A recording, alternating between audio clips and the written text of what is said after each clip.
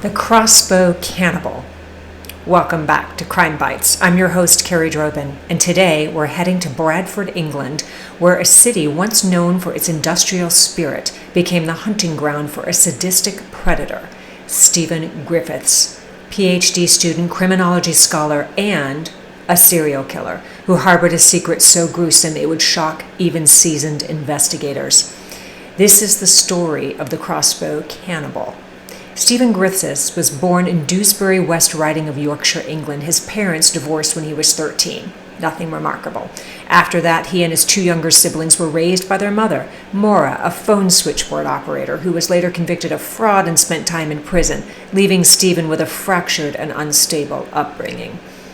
But despite the family's financial struggles, his father saved enough money to send Stephen to Queen Elizabeth Grammar School, a prestigious boarding school in Wakefield. But even at a young age, there were disturbing signs. Classmates recalled that Stephen carried a knife in his briefcase, was fascinated by martial arts and weapons, and had a chilling hobby: skinning birds and torturing animals.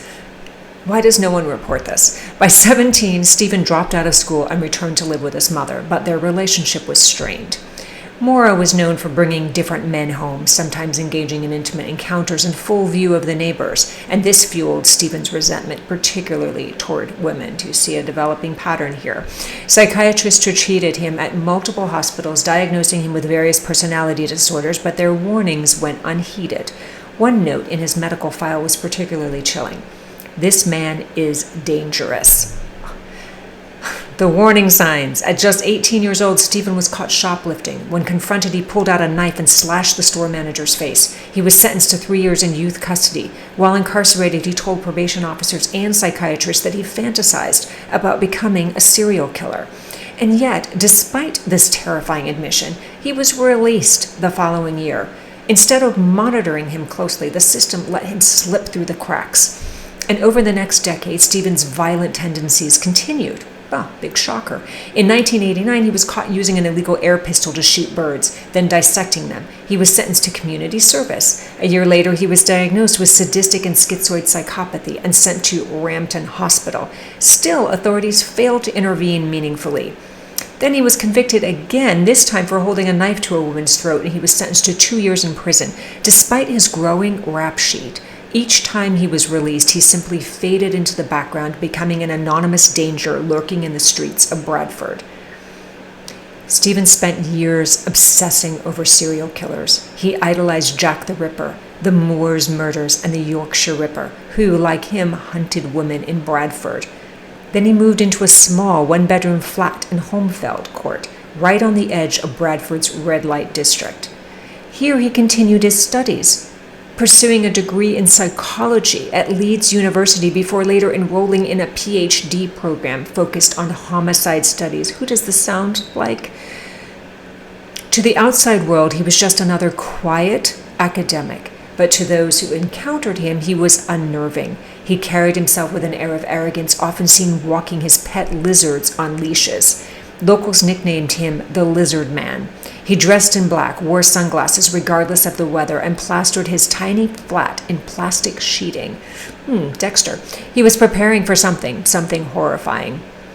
The disappearances began. First, 43-year-old Susan Rushford disappeared without a trace, a mother of 3. Susan had battled heroin addiction and turned to sex work to support her habit. The last time she was seen, she was stepping off a bus near the city center. Her case went cold. 10 months later, 31-year-old Shelley Armitage vanished. She was last seen by her parents while they were out shopping. That evening, she met a friend for dinner before heading to the red light district. CCTV captured her image at 10 p.m. after she separated from her friend, and then nothing. Less than a month later, 36-year-old Suzanne Blameris was last seen getting into an elevator at Stephen Griffiths' apartment building, and this time there was proof. The horror was captured on camera. A building caretaker was reviewing security footage when he made a terrifying discovery. The tape showed Suzanne entering Stephen's flat, and 3 minutes later she was seen running out, terror on her face. Stephen followed. In his hands, a crossbow. He fired, Susan fell, and then he turned to face the camera, and he raised the crossbow and flipped it off, taunting authorities before dragging Suzanne's lifeless body back inside.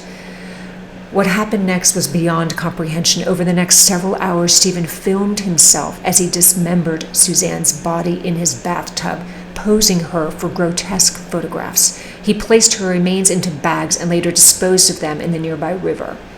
2 days later, a man walking his dog found a floating rucksack, and inside he expected to find a football, but instead, it was a human head.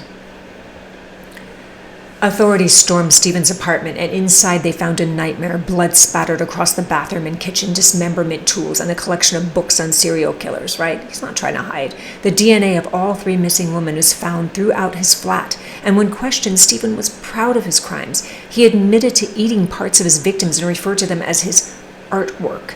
He even claimed to have killed more than the 3 confirmed victims, but refused to give details. In his chilling words, "Sometimes you kill someone to kill yourself, or kill part of yourself."